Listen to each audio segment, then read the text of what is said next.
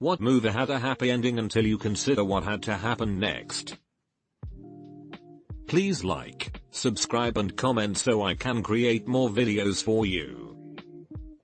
At the end of Ferris Bueller's Day Off, you just know that Cameron is gonna get the shit kicked out of him by his dad. The Wizard of Oz. Dorothy wakes up and tells people about her silly dream. That's great. Miss Gulch is still going to kill Toto tomorrow. Braveheart. I mean, the movie is historically inaccurate, but it ends at the Battle of Bannockburn, where the narrator says they won their freedom. But this freedom only lasted for like 5 years before war broke out again. Up. Little kid's dad bailed on him and his only friend is old as fuck and knocking on death's door. How was that old dude's childhood hero still alive though? People in the Upverse got long lives. Breakfast Club has already been mentioned, but Bender most likely went home and got beaten by his dad again after the movie ended. So, the point is now, he knows he's not alone. And this is temporary. The Truman Show. This guy has no idea what the real is like and he is just thrown into it. Most people have 18 years of preparation. Toy Story 3. It's all going to happen to them, again, in another 10 years. And they are going to do that for the rest of their lives. I mean, you've basically just described owning a dog. 6-18 years of loving companionship, but then it ends. Then you go back to the pound and start again. There was a good video on YouTube about this. The one I remember is Robin from the Dark Knight trilogy. Batman had handed the mantle to a guy who had no training, which has a lot of implications lol. I feel like he'd be more like Red Hood and shoot the criminals since he was a cop anyway. The Prince of Egypt. Moses frees his people, only to get totally dicked over by them and their damn cow. Yeah, that last shot is about 45 seconds before he throws those tablets into an idol and all of the Hebrews are exiled to the desert wilderness for 40 plus years. Beauty and the Beast would most likely end with the robes pistol uprising. That, and they would have no furniture. Actually, the greater threat is probably from the aristocracy. A prince showing up after being presumed dead for 10 years would be a huge deal. I actually have a theory that in the animated version, the Enchantress was actually sent by the king to get rid of Adam, and that a sequel would involve Belle and Adam going to see the king and getting assassins sent after them rather than the warm welcome they were expecting. The day after tomorrow. It isn't hugs and giggles. Things do not go back to normal. The human race got a major bitch slap. Much of the upper hemisphere is covered in ice. Let's not mince words. A few billion people died. Whole nations were wiped off the map. Yes, you have survivors, but ponder this. Food. A huge section of the world's agriculture was taken away. How are you going to feed the remaining masses? Doesn't include shelter. Those lucky ones, who were on the edge of the frost are going to move further down. South America and Africa. While true, the ice will melt, eventually, this massive snow front will have a huge effect on global climates, colder. Sunlight being reflected off the surface, rather than absorbed. The survivors will have such terrible hardships ahead. It will take a generation or more to bounce back. I'm not even talking about political turmoil, warlords, tyrants and dictators will rise to power. Wars over limited resources. The movie ends with our gang getting picked up by what remains of the US government. The future is so uncertain, many more will perish from harsh weather, starvation, sickness and or hostilities. We don't just hold hands and sing Kumbaya. The human race will suffer with huge blood losses to come. The original ending of Office Space. Edit. There was audio at the end where the construction foreman comes up to Peter and starts talking just like Lumbergh.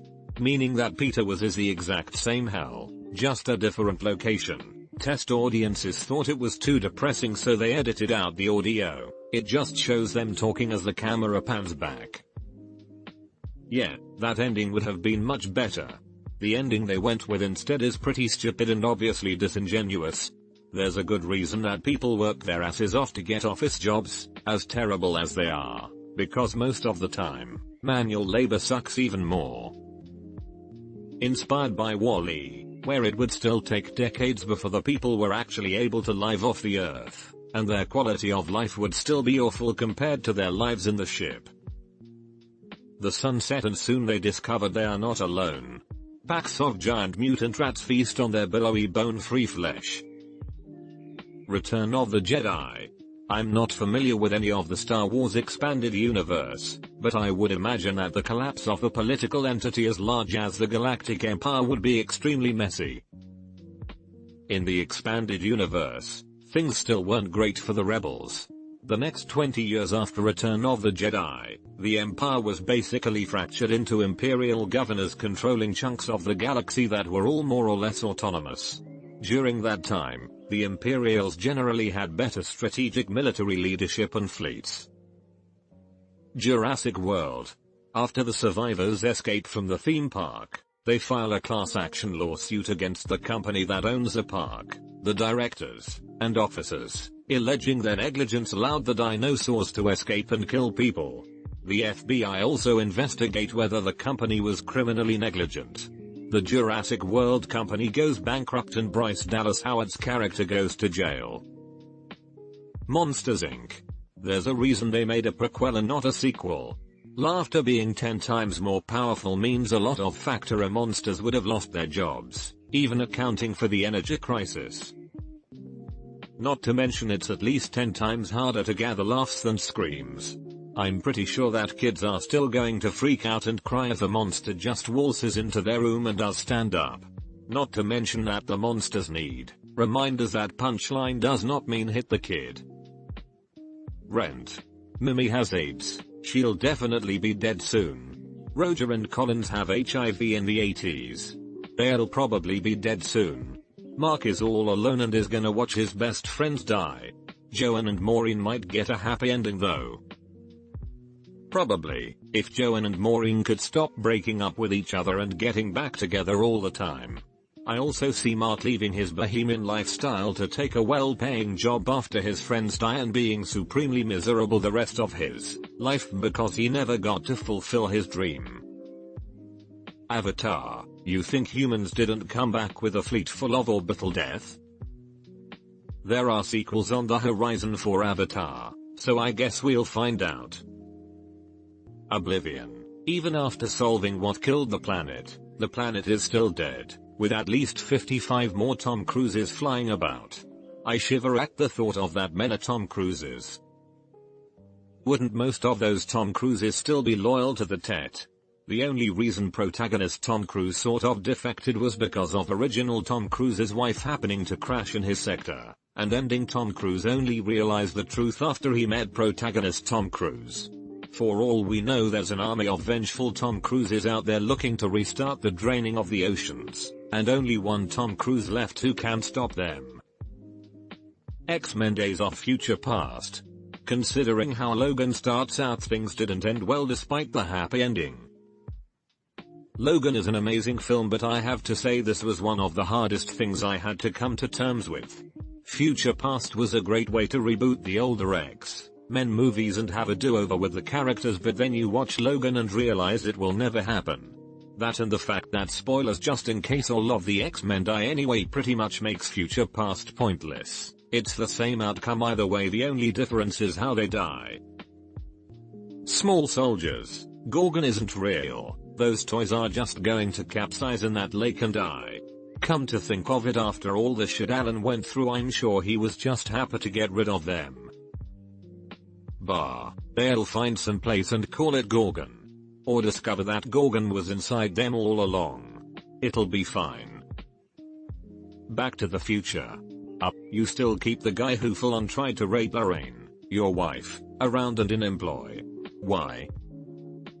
Olympus London has fallen. I guess we could count White House down on this list too. Western world leaders' governments are shown to be incredibly vulnerable to terrorist attacks, even in the most secure home office building in the heavily guarded capital city of the most powerful nation on earth, or at the most heavily guarded event within the capital of one of the strongest nations on earth. Mockingjay Part 2. There's most likely going to be pro-Snow supporters, loyalists, especially in the capital and peacekeeping ranks. Some loyal general could very well have hid out in the Canadian North or Mexican jungles or Rocky Mountains with a sizable number of peacekeeper, possibly plotting a counter-revolution, coup, or outright declaring independence from Panem. James Cameron's Avatar. Let's be really honest here, the RDA will very likely come back to Pandora with much deadlier firepower and in much greater quantity. No corporation of that scale will just abandon a planet moon rich in unobtainium. Hell, they might even have more dragon gunships on the way, maybe even fighter jets. No Banshee or Great Leonith Rex can effectively take out fighter jets going 1,000 plus miles. Not a movie, but whatever. Avatar, Legend of Korra, the Earth Kingdom Empire is now going to be in ruins. A bunch of independent states may likely breed another Kuvira-like dictator with an imperialistic vision to reunite the Earth Kingdom again.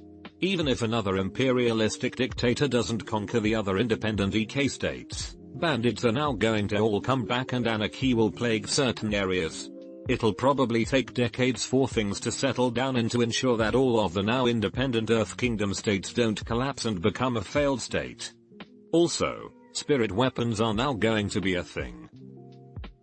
In the end of Mockingjay the book, it was at least 15 years between the end of the rebellion and Katniss having kids, so Snow people might be gone. But to me the realization is that in the time period no one has mentioned any surviving nations other than Panem. You would think during that time period someone would have made an attempt to contact the outside world and let Katniss know. Source code. Maybe someone can explain this one to me, but as far as I can see, the movie ends with everyone being saved, except for the dude that Jake Gyllenhaal's character is now essentially possessing. What happens when he has to go to family gatherings? Does he even know where he lives? How is he supposed to explain not remembering any of his life so far? Unless his consciousness is supposed to have somehow merged with the guy his mind is in? The Sound of Music. The nuns were almost definitely executed by the Nazis as soon as it became apparent they helped the family escape. Fun fact. The Sound of Music was based on a true story. In real life there wasn't all the intrigue of the nuns hiding them in the monastery and then helping them escape. So in real life, no nuns were executed by the Nazis for helping the Von Trapp family get out of Austria. James Cameron's Avatar. When the humans get back to Earth, they will not tell the story the way we saw it happen. The story the Earth gets will go along the lines of, the natives were totally hostile for no fucking reason and we were forced to flee the area after they committed a mass slaughter of ground personnel. All our totally genuine attempts at diplomacy were met with hostility and savagery. The humans will return and orbital bombard that little moon to dust, and when the smoke has cleared strip mine it down to a small unstable asteroid and move on. Almost any horror movie where one character makes it through the entire movie and is the last man standing, actually, usually a female, covered in blood and surrounded by dead bodies. What happens when the police arrive? I mean, are those really happy endings? Like, it's usually shown that those characters are mentally and physically scarred by the events. Sure, they lived to tell the tale, but they didn't escape unscathed. Whiplash. Outwardly, it seems like a happy ending. Andrew proves Fletcher wrong and showcases his abilities as a musician. However, that's exactly what Fletcher wanted and proved that his abusive teaching style works. All Fletcher wanted was his Charlie Parker. That's why he was so angry when his former student died. He thought he was going to fill that role. When Andrew begins his solo, at first Fletcher is clearly mad and confused. But as Andrew continues, Fletcher guides him and the movie ends with them sharing eye contact before finishing the song.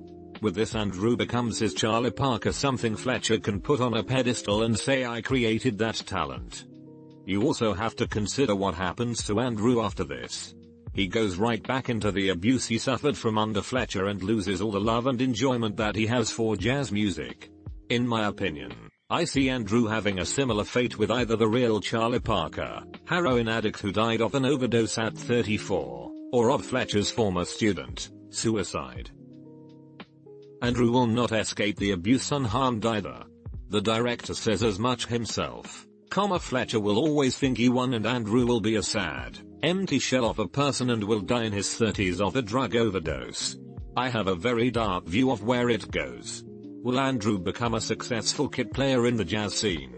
Yes, probably. That was a good performance for an audience that could easily help him on a path to success. That being said, I doubt Andrew will ever be truly happy whether he continues with his music or not. The drums were the love of his life, they defined his life, but now the Fletcher has ruined it and made them a depressing figure in his life. He now has to choose to move on depressed and stuck in the past or sad and alone because he lost the love of his life. Literally every rom-com ever. They like the idea of a new romance, the flair of falling in love with a new person, and the excitement of getting married. Remember how you made googly eyes and wooed her and she promptly left her stable, and obviously totally boring, relationship for you? Yeah, guess what, champ? Give it a little bit and it'll happen again, except you'll be the boring guy that gets left behind. To add to this, romantic sitcoms. For instance, Ted had been going after Robin for 10 years, give or take, and Ted only kept getting chances at her because their friendship with Lily's husband, and Barney kept them together. Ted doesn't really have that safety net anymore. You really think he's gonna get it right this time? Edit, a word. Zootopia. The whole plot of the movie hinges on reshaping the natural order by all living in unity.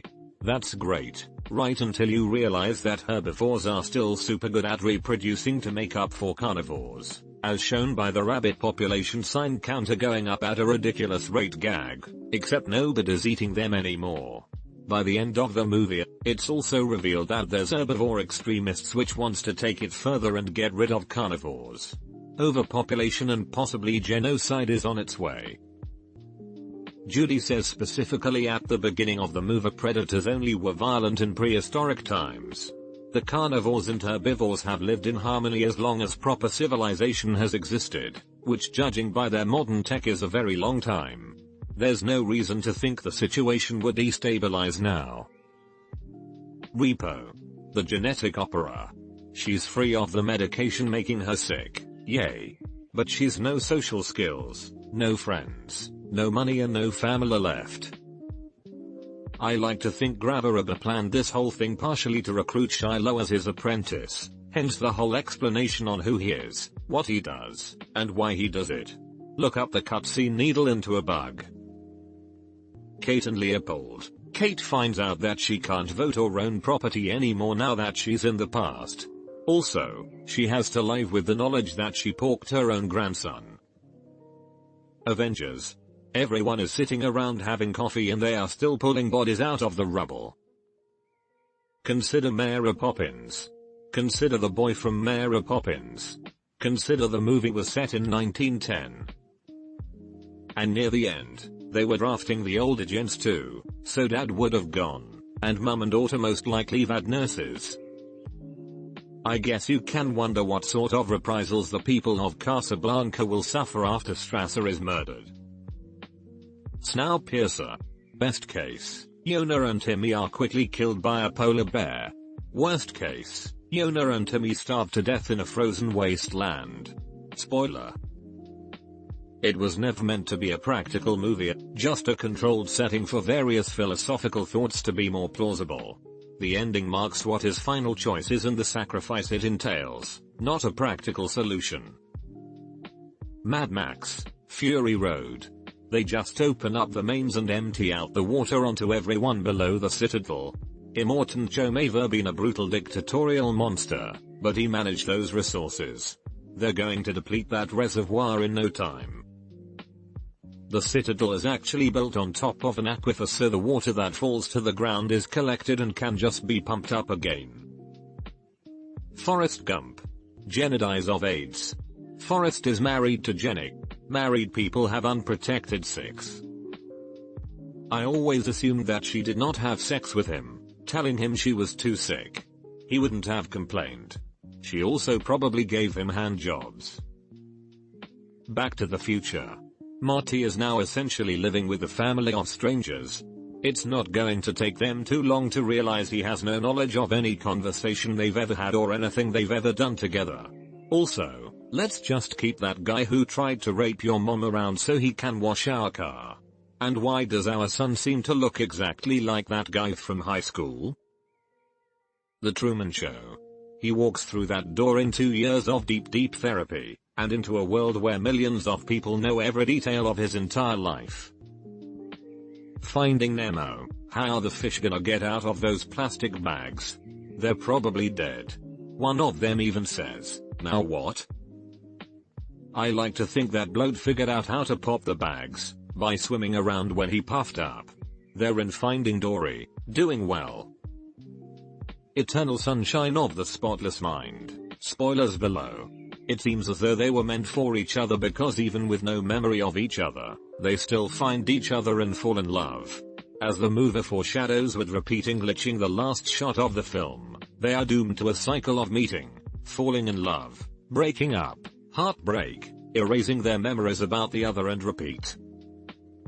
I think someone commented about this movie another time it was mentioned in another thread, and said that the original ending shows an elderly Clementine, that's her name right, going back for the procedure again, but it was too depressing and was taken out. Get Out. This whole white family is murdered and the only survivor is a blood-soaked black guy. In the uppity suburbs. Seriously good movie, one of the best I've seen in years, but I left the theater and the first thing I said to my husband was that investigation is not going to go well for him. Well, the trooper at the beginning didn't get Chris's, so they don't have a name. And, the family just had a big party, so if his prints are around the house, his is just one set among many. Plus, Walter the groundskeeper technically shot Rose, and then himself, so the forensics will probably implicate him, and then they'll probably infer that he killed the rest of the family. Of course, he was at a party with a bunch of co-conspirators who definitely got his name, and they'll for sure band together and point the finger at him. Plus, Chris's prints are on the steering wheel of the car that crashed, killing Georgina. So yeah, he's probably fucked. Any movie where a wedding is interrupted by someone falling in love with a bride or groom and them leaving. You've just wasted a lot of people's time and possibly a lot of money wasted by the effort. Not to mention absolutely nobody is going to be on speaking terms with the runaway bridegroom ever again. They've wasted the time of all of their friends and family, plus that of the friends and family of their now ex-partner. They wasted all the money spent by the aforementioned people, not just the money spent by whomever paid for the wedding, but the cost of plane tickets, hotel rooms and childcare for guests coming from out of town, the cost of formal attire and hairstylings, etc. And, worst of all, they just emotionally destroyed their ex-partner in front of a ton of people, roughly half of which are her friends and family. That poor person spent the entire time up to the moment of the ceremony believing that they'd finally found the one person they wanted to spend the rest of their lives with. They mentally prepared themselves for marriage and everything that came with it. They talked themselves out of last-minute doubts and fears. They planned the wedding of their dreams and brought all their loved ones together to witness their eternal bonding. And then out of the blue, that person publicly betrays them and runs off with someone else who came to the wedding specifically to steal them away from their fiancé. No moral person on earth should want to have any further interactions with someone who would do such a thing to another person. Their friends should be on the phone with them the next day going, "What the actual fuck is wrong with you?" V for Vendetta. The brutal coup that would follow. Fight Club. Tyler 1. The whole credit system there is fucked and everything is wiped clean. Not to mention Project Mayhem isn't simply going to disband. In the comic there was a huge rebellion and total anarchy, which was pretty much V's goal all along. You know, that and cold revenge. Any movie where the good guy and the hot chick of the movie hook up. When their adrenaline-fueled romance is over they'll probably figure out they don't really like each other, be it for their personalities or otherwise. Top Gun. This guy has PTSD from losing his friend in combat training. Then compounds his PTSD by getting shot at and killing people in actual combat. Then returns to instruct at Top Gun so he can repeatedly subject himself to reliving similar combat situations. Donnie Darko. Clearly there are multiple people in that universe who have to succumb to an unfortunate fate they have no control over in order to save the world. Dude, like every high school rom-com where they get together at the end, like all that drama. They're probably gonna break up a month later and it's gonna be even more drama. Dances with Wolves. The Sioux Nation was on the verge of being decimated. The never-ending story. Read the title. Shit's gonna come back around again, and worse, on an infinite loop, long after you switched that VHS tape out and went to bed. That gut-wrenching scene with the horse near the start. Doomed to repeat. Or, you know, sequels with gargantuan rock people doing covers of Steppenwolf on a putt-putt and Jack Black hamming it up like he's canning spam. The movie is totally different from the book, and apparently the book's author was extremely pissed about what the movie did to his book. I've never read the book, and always loved the movie. But I always saw the book in the movie as a magical book that adapted to whomever was reading it. Bastian was reading it, and he had a vivid imagination. All of the adults were giving him a hard time, and trying to get him to abandon his imagination, and grow up. So, when he read the book, it became about his internal struggles. This big fantasy world being swallowed up by nothingness. And the only thing he had to do to save it was name the Empress, because it would exercise his imagination. And, every time he made a wish, it would further exercise his imagination, basically rebuilding the fantasy world. So it's never ending because it's only limited by his imagination, and if the book falls into another person's hands, the entire thing starts all over, with a whole different story to tell, based on that person's struggles. The Road to El Dorado. There is a decent chance that Miguel and Tulio carried germs to the city that the natives have no immunity against. And there's an extremely high chance that Chell will pick up something if they take her back to Europe or to any of the colonies. Beauty and the Beast, because they had to start their life together without any furniture in that entire castle. Edit. Okay, they probably did have furniture before the curse and not all of their furniture were servants. I'm just saying there was a large quantity. Also, the West Wing is totally destroyed after that battle. Plus the fact that it apparently takes place right before the French Revolution. Dirty Dancing. It ends on a happy note, but we know they are not able to be together after the family leaves. Oh man. My GF in high school loved that movie, and every time she made me watch it, at the very end I always said, and they never saw each other again. Spoiler, The Usual Suspects. Kisa did everything to kill the last person that knew his face. He succeeded, but now they have a photo fit of him. I thought the implication was that he's going back underground forever, so he didn't care. The one that annoys me the most, even if I really enjoyed the movie, is Kingsman. The villain fucking succeeded. Imagine living in a world where electronics can cause rage-inducing feelings. People would be abandoning technology in a world that isn't prepared for that. I mean, sure, people can romanticize living in the Wild West or hunter-gatherer, but there's a reason why people weren't considered adults until 13ish. They didn't know how to succeed in that life until 10 years or so of training. Now you're dumping the entire Western technocrat society into such a state. They can't survive. On top of this, if Sam Jackson's penetration into various world leaders is ubiquitous as it seemed, that also means that there was no one left to take command of the clusterfuck. He didn't target just politicians but performers and celebrities.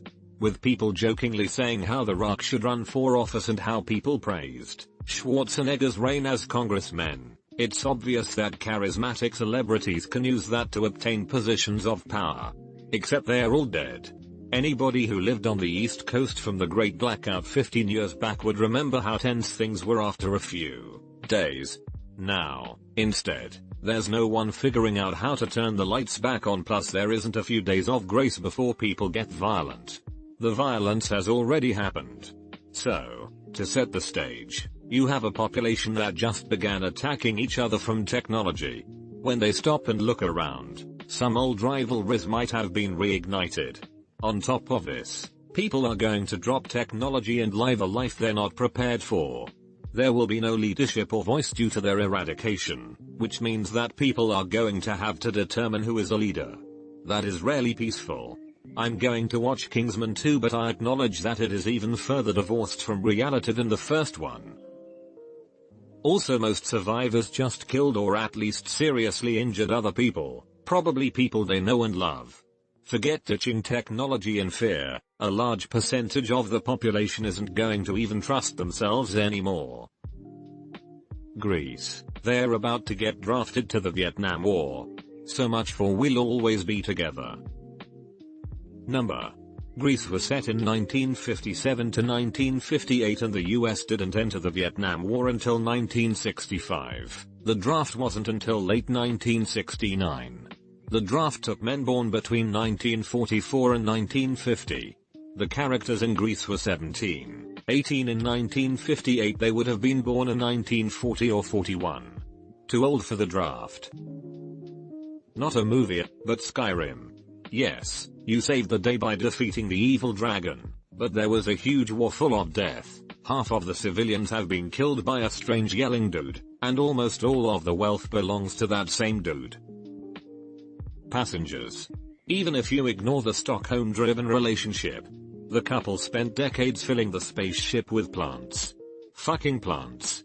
As the roots of those trees grow, there's a massive risk of them rupturing vital supply lines. Or even worse, making a hole that leads out into the vacuum of space. Plant roots will push through concrete. That spaceship is beyond fucked. If the humidity of the air was increased, there's also a huge amount of rusting that could happen. And that's ignoring that the couple spent decades eating the food supplies. The food supplies were supposed to be enough for a few thousand people for a few months.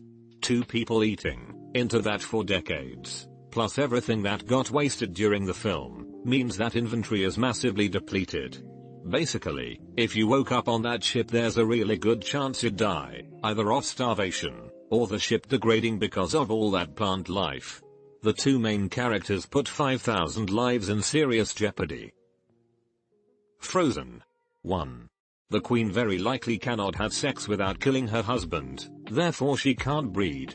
And even if she can, who the hell knows what kind of mutant baby she will spawn. 2. Anna cannot marry Kristoff if the traditions of royalty in that country follow the vast majority of royal traditions I've ever heard of. 3. The country was frozen over for at least a week or 2 with thick snow in the middle of the growing season. Those people are going to starve to death. Django Unchained. Sure, he's an amazing gunslinger at the end of the film, but he's in the South pre-Civil War. He just killed a prominent plantation owner and everyone on the plantation. Just the sight of an African American on a horse stopped people in their tracks, and that was with Schultz claiming to be somewhat of master, but now it's just him and his wife.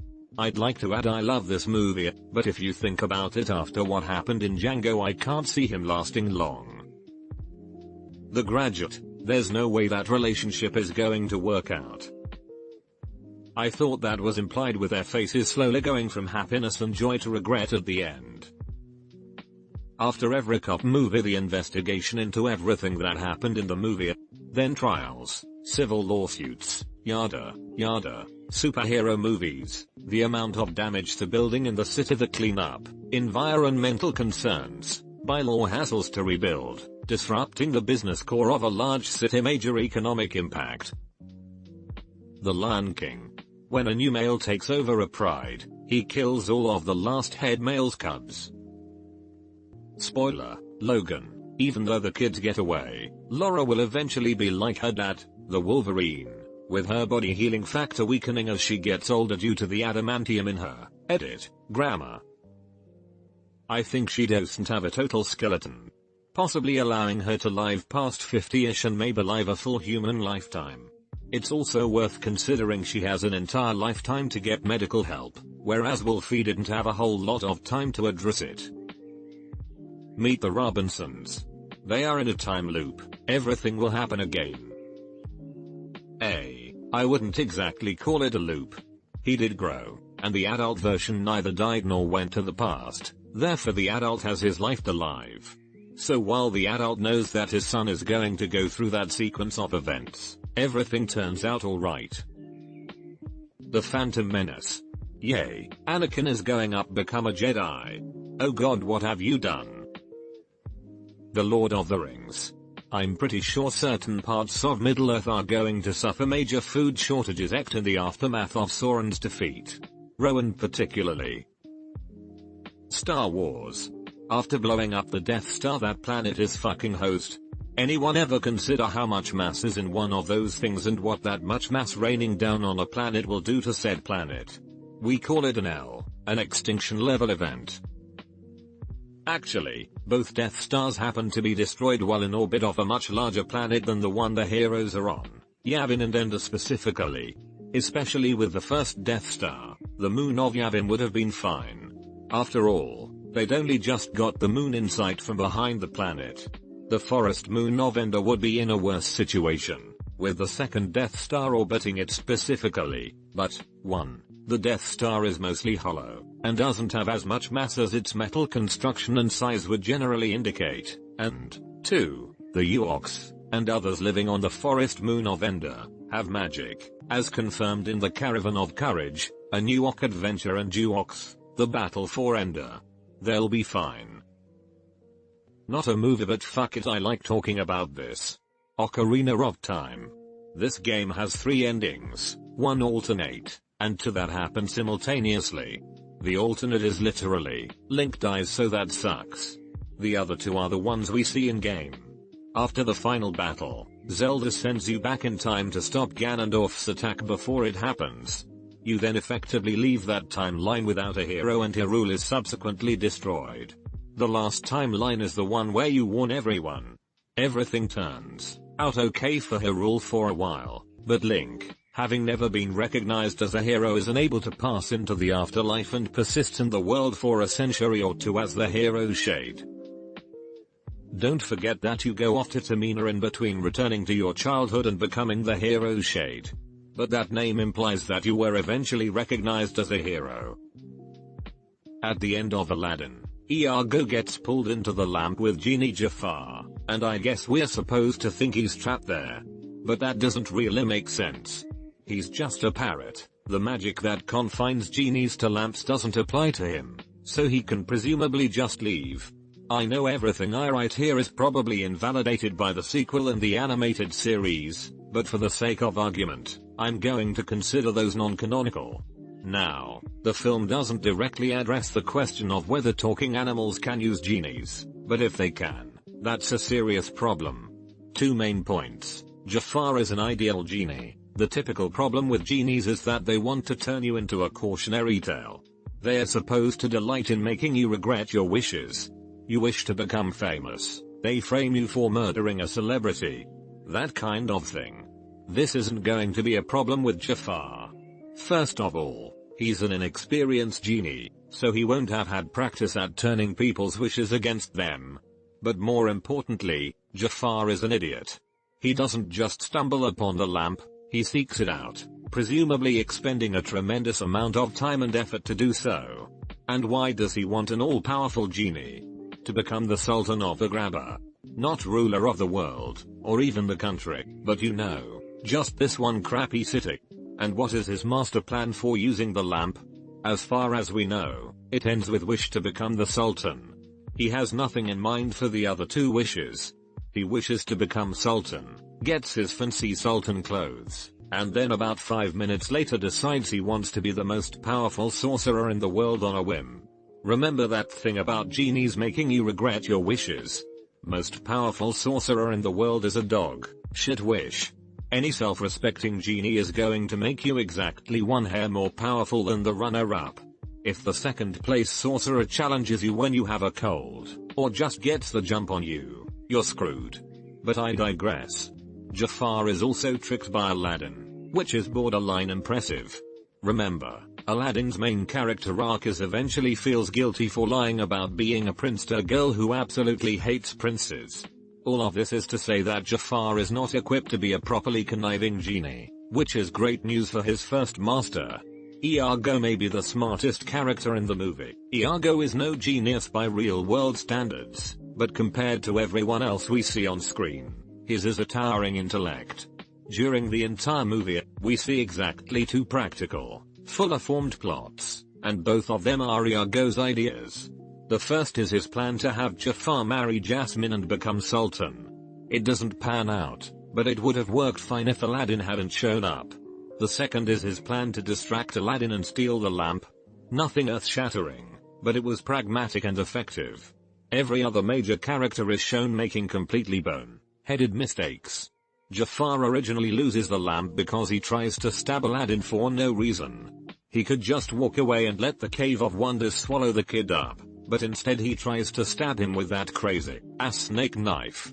He has a plot to become Sultan, but as I discussed above, it's less of a plot and more let's get a genie and play it by ear. And it ends with him being enslaved for eternity, because Jafar is bad at playing it by ear.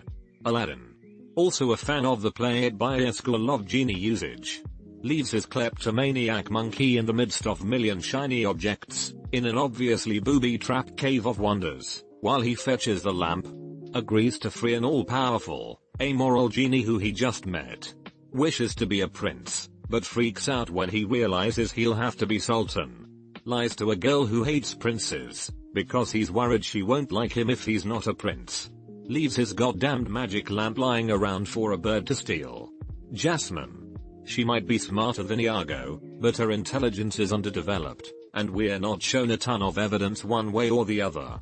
We do know that she isn't aware that you have to pay for things, and we know that she trusted Aladdin even after he repeatedly admitted lying to her about his identity. It also never occurs to her to ask her father to change the law so that she doesn't have to marry a prince at the age of 16. The genie. Well, let's look at the end of the movie. Aladdin has been deprinced by Jafar. It's never really clear what "make me a prince" even means in this movie. It seems to just be the clothes. And the genie wants to sacrifice his freedom so that Aladdin can use his final wish to be Prince Ifid. But the genie doesn't lose his power when he's freed. He could just as easily let Aladdin free him, then make Aladdin a prince again of his own free will. He doesn't have to fuck off to Disney World or whatever the moment he's let go. And if that somehow wouldn't have worked, they could just have Jasmine pick up the lamp, make a couple of wishes, and then hand it back to Aladdin for the genie liberation. It's already been established that wish chains can be interrupted like that because of Jafar. Really, this one is a point against everyone in the room during that scene. Aside from those characters, we have the Sultan, Abu, and Raja. The Sultan is explicitly a fool. Abu is crafty, but probably not much smarter than Aladdin. Raja is more or less a dog. Iago is going to have a goddamn field day with that lamp, so assuming parrots can use genies, the end of Aladdin looks pretty grim. Iago isn't going to go for some petty king of the city bullshit, and he's sure as hell not going to get tricked into turning himself into a genie. He's going to turn himself into some kind of magical super parrot and subjugate the entire world. 2012. As it's implied in the film, the African continent has been spared, and I'm sure its inhabitants will be thrilled when two arcs with mostly white rich guys arrive.